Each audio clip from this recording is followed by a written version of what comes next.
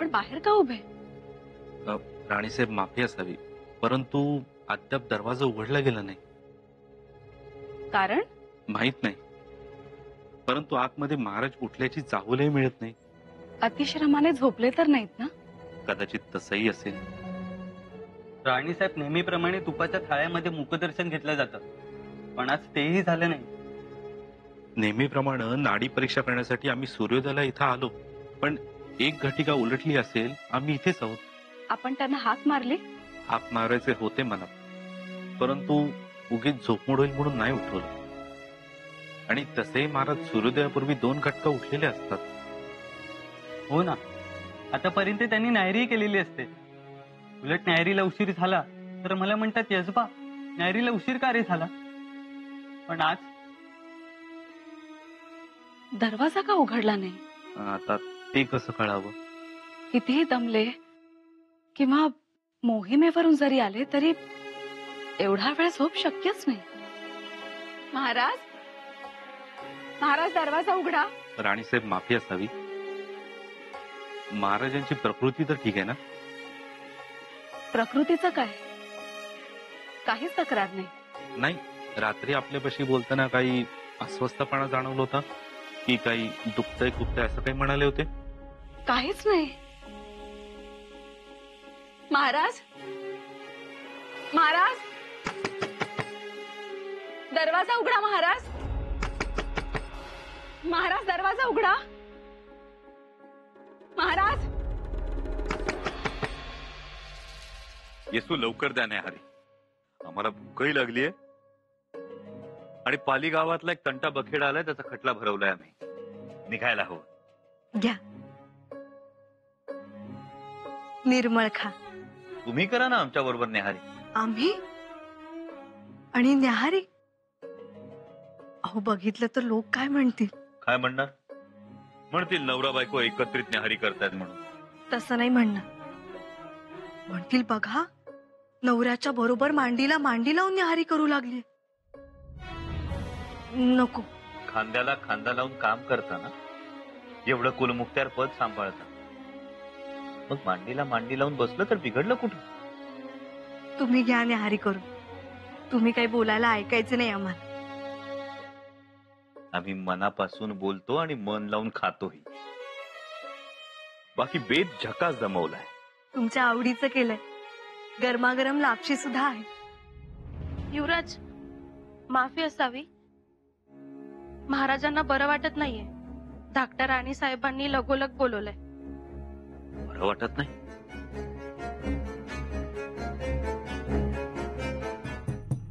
अरे दरवाजा बंद करा. अरे बंद करा दरवाजा.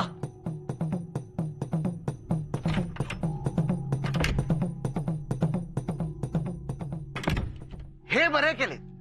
हो ना. अहो, महाराज आजारी आहेत ही खबर बाहेर जायला नको. आणि कोणी चौकशी केली तर थांगही लागू नये. नाहीतर आपलीच माणसं पराचा कावळा करतात. हो ना. आणि त्यातून अर्थ काढणारे आपल्या सोयीचा आणि आपल्या मनासारखा अर्थ काढतात. म्हणून मी सावधगिरी ती बाळगणं गरजेचं आहे. पंत, घराच्या पायथ्याला एक इंग्रज वकील आलाय. कुतुबशहाचा देखील वकील आलाय. येऊ दे, थांबू दे त्यांना खालीच. आज गडावर येऊ नका असं सांगा. आमचं पत्र घेऊन गेलात तरी चालेल. जी. आणि हो, आज गडावरून कोणालाही खाली सोडू नका आणि आत प्रवेशही देऊ नका. जी.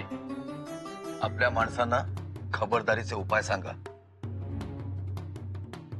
या तुम्ही.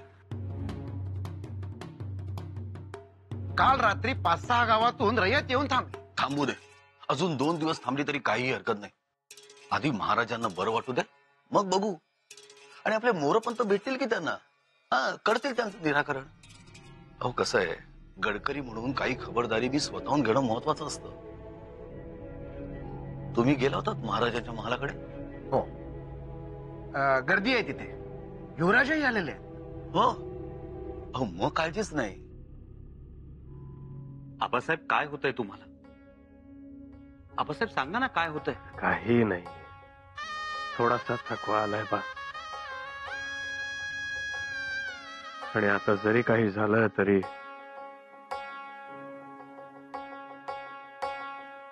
तुम्ही आहात ना. तरी कधीपासून बरं वाटत नाहीये. रात्रीच्या पहिल्या प्रहारापासून. आबासाहेब मग आम्हाला सांगावा का धाडला नाही? शंभूराजे, तुम्ही दमून येता म्हणून नाही बोलावलं. शंभूराजे, किती प्रश्न विचाराल. हो ना, शिवाय त्यांना दमही लागतो आणि त्यांना थकवाही जाणवतो, अशक्तपणाही जाणवतोय त्यांना. बघा ना, डोळे सुद्धा किती खोल गेले. तेच तर म्हणतो आहोत आम्ही मातोश्री. वेळीच कळलं असतं तर लगेच उपचार सुरू करता आले असते. युवराज, जरा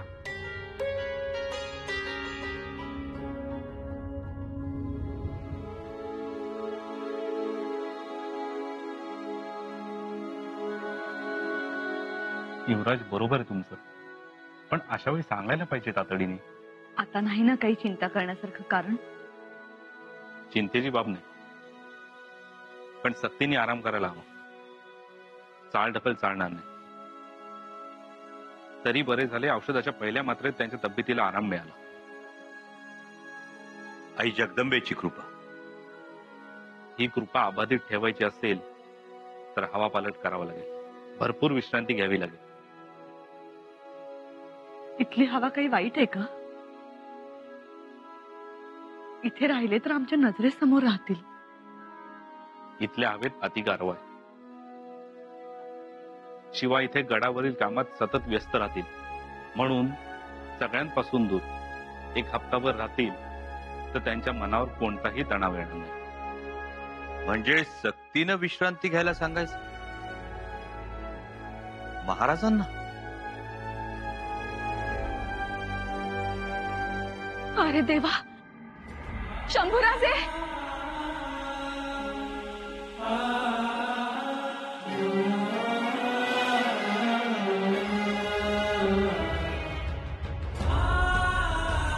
गेले ग्लानीत पुन्हा. पण चिंतेची बाब नाही, ही ग्लानी त्यांना अतिथक्वेतून आली, म्हणून हवा पालट. हवा पालट हे उत्तम औषध आहे महाराजांच्या तब्येतीला. आम्ही विचार करतो आणि मग सांगतो. लवकर सांगा, विलंब नका करू. होय.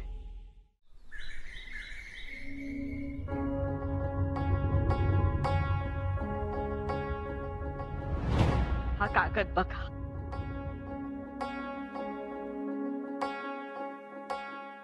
हे तर रावसाहेबांचं रोखे पत्र. आपण यास रोखे पत्र म्हणा, पण आम्ही यास एका आईने आपल्या मुलासाठी करून ठेवलेली तजवीज समजतो.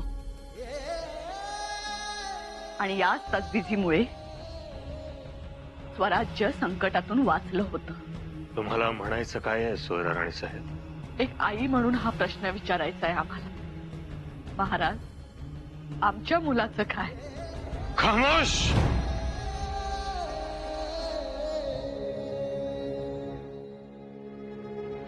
महाराजांसाठी मुगाची खिचडी आणि वरीची पेज बनवायला सांगितलंय. ते योग्य केलं. वरीची पेज सुरमट असेल तर बरी. जी, सुरमटच बनवायला सांगितली. थोरल्याबाई साहेब, महाराज आजारी आहेत ऐकल्यावर आमचं काळीच लखकन हल्लं हो. म्हटलं हे काय, ह्याआधी महाराज कधीच आजारी पडले नाही. हो ना, कधी साधा खोकला नाही, कधी डोकं दुखलं नाही का साधा तापही आला नाही, कधीच नाही. पहिल्यांदा त्यांना अंथरुणावर पडलेलं बघितलं आम्ही. आम्हाला तर फार वाईट वाटलं होतं. पण राजवैद्यांनी निर्वाळा दिला तेव्हा कुठे बरं वाटलं. तुमचं काल काही बोलणं झालं का? हा, आपण महाराजांच्या महाली होता. होतो खरा, पण मोघमच बोलणं झालं होतं आमच्यात. बरं वाटत नाहीये, थकवा जाणवतोय असं काही म्हणाले. नाहीतर उलट काल त्यांची प्रकृती छान होती. आम्ही इकडच्या तिकडच्या गप्पाही मारल्या. पण मग असं काय झालं अचानक त्यांची तब्येत बिघडायला?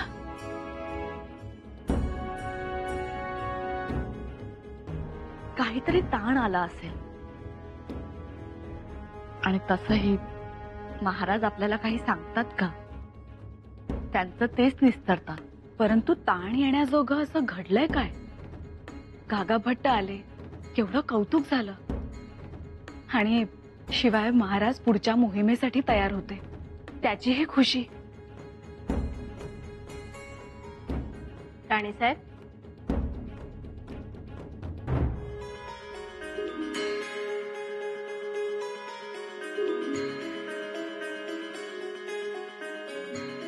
थोरल्या बाईसाहेब, आम्ही जाऊन येतो. 2 घास पोटात गेले तर तेवढाच आधार वाटेल स्वारींना. नाहीतर असेच बसून राहायचे. स्वतःहून काही मागणार नाही आणि काही खाणारही नाही. आलोच आम्ही.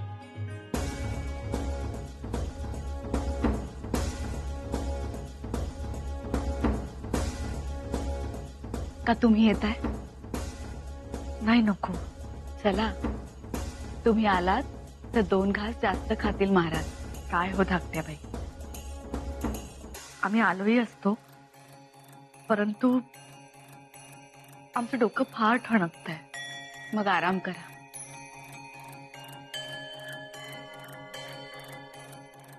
देवा, महाराजांचं आजारपण आमच्यामुळे तर नाही ना उद्भवलं. काल आम्ही जे काही महाराजांना बोललो त्यांनी मनाला भलतंच लावून घेतलेलं दिसतंय. आमचं चुकलं तर नाही ना? पण आम्ही काय चुकीचं बोललो? बोललो तर बरोबरच, आणि जरी बोललो तरी त्यात सत्यताच होती. परंतु महाराजांनी लगेच दुखणं काढलं.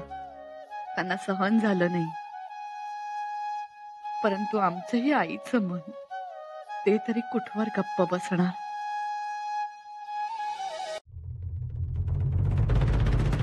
कशी आहे आता तब्येत? आता आराम पडलाय.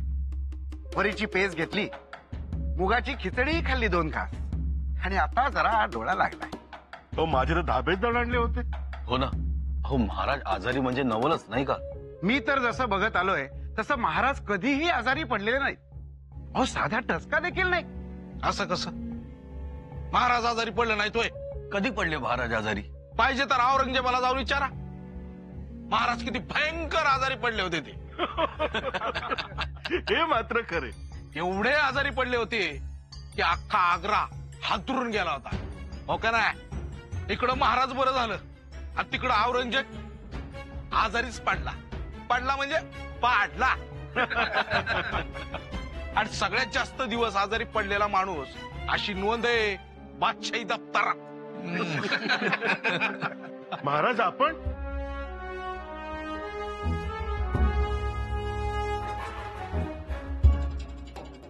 महाराज, आपण आणि सदरेवर काय आवश्यकता होती सदरेवर यायची? 2 मजकूर तयार करावयाचे होते. एक मादंडांसाठी आणि एक अक्कांडांसाठी. कुतुबशाहीचे प्रधान आहेत दोघं. त्यासाठी सदरेवर यायची गरज नव्हती. चिटणीसांना बोलावलं असतं. नाहीतरी मी म्हणतो 2 दिवस उशीर झाला असता तर काय पिकडलं असतं. महाराज, तेवढीच विश्रांती तरी मिळाली असती. विश्रांती? या 3 अक्षरांची आणि आमची भेट अजून तरी झालेली नाही. ती तुम्हाला घाबरत असेल. आम्हाला घाबरत असेल का? म्हणत असेल जवळ जावं, पण तुमच्या हातातली वाघनखं दिसत असतील. लागली पोटाला म्हणजे? तेही खरंच आहे. विश्रांती म्हणजे एक अफजल खानच आहे जणू. तो अफजल खान विचारा आमच्यावर चालून आला होता आणि विश्रांतीचा हा अफजल खान आपल्या सगळ्यांवरच चालून येतो. आता आपण सगळ्यांनीच या विश्रांतीला वाघनखं लावायला हवीत.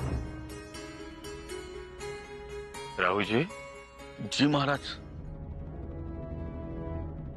गडाचे दरवाजे बंद काय आहेत? महाराज, दरवाजा मुद्दामच बंद केलाय. अफवा बाहेर जातात ना म्हणून. त्या तर अशा ना तशा कशाही जातीलच बाहेर. अफवाच त्या. त्यांना कोण रोखू शकलंय? हो, पण त्यामुळे रयतेत चुळबुळ होते. सोकावलेलं खबरगीर मिळेल ती माहिती घोड्यावर लादून निघून जातील. ते तर होणारच. गडाचे दरवाजे उघडा. आणखीन एक गोष्ट लक्षात ठेवा, यापुढे कारण कोणतंही असलं तरी गडाचे दरवाजे आपल्या रयतेसाठी कधीही बंद करायचे नाही. आपली रयत खूप लांबून येते आपल्याला भेटायला, ती माघारी जाता कामा नये. जी महाराज, परंतु महाराज, आपणास हवा पालटाचा सल्ला देण्यात आलाय, खरंय का? कुठे ठरलाय बेत? आमच्या मनात पुरंदर आहे. पुरंदर पेक्षा आमच्या कारेला चला की मग. कारी नको आणि पुरंदर नको महाराज, पुणे बरं आहे. आपण फक्त सांगा, लगेच लाल महाल तयार करायला सांगतो. महाराज, एक विनंती होती. आपण अजिंक्य तारावर जावे. तिथले वातावरणही उत्तम आहे आणि स्वराज्यात नव्यानेच आलेला किल्ला आहे आणि आपले पाय लागतील. अजिंक्य तारा हा आम्हासही योग्य वाटतं.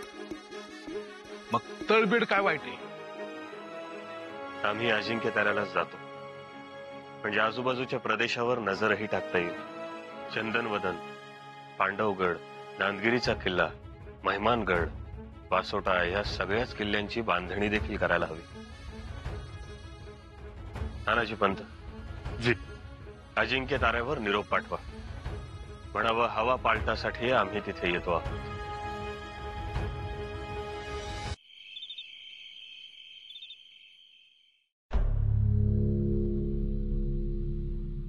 लगेच सदरेवर जाण्याची गरज होती का? अशक्तपणा आहे आपल्याला, याचं भान ठेवावं की नाही? आबासाहेब असंच करतात. सगळीकडे लक्ष देतील पण स्वतःकडे लक्ष देणार नाही. थोडी ताकद आली, उठले. असं वाटलं तुम्ही होतात त्यांच्या महाली. आम्ही होतो युवराज महाली.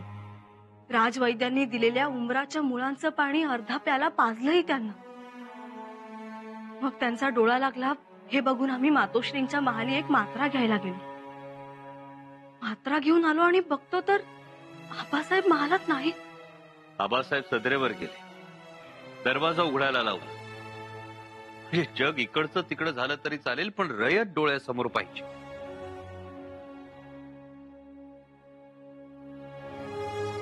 अजिंक्य तारा निश्चित केलाय ना? पण येसू, आमच्या मनात शंकाच आहे. कसली शंका? अजिंक्य ताऱ्यावर महत्वाची मसलत होणार. स्वराज्याच्या राजकारणाची अत्यंत महत्वाची दिशा तिथे ठरणार आणि त्याची खडानखडा माहिती अनाजी पंतांपर्यंत पोहोचणार. कारण अजिंक्य तारा अनाजी पंतांनी स्वराज्यात आणलाय, त्यावर अजून फेर नेमणुका झालेल्या नाही. तिथे अजूनही अनाजी पंतांच्या खास मर्जीतलीच माणसं आहेत. परंतु युवराज, अनाजी पंतांना माहिती मिळाली तर त्यात वाईट काय आहे? नाही येसू, आमचा अनाजी पंतांविषयी आक्षेप नाही, मुळीच नाही. आमचा आक्षेप आहे तो ही माहिती पोचवण्यामागच्या उद्देशाविषयी. महाराजांकडून मिळालेली माहिती अनाजी पंतांची शाबासकी मिळावी म्हणून त्यांच्या मर्जीतली माणसं त्यांच्यापर्यंत पोहोचवणार असतील तर नक्कीच त्या माहितीला पंख फुटलेले असणार. त्या माहितीला वेगवेगळे पैलू पाडले गेले असणार. ही गोष्ट स्वराज्य कारभारातील तकलीफ वाढवणार. मग यावर उपाय? यावर उपाय एकच. आम्ही आबासाहेबांची सावली बनून राहणार.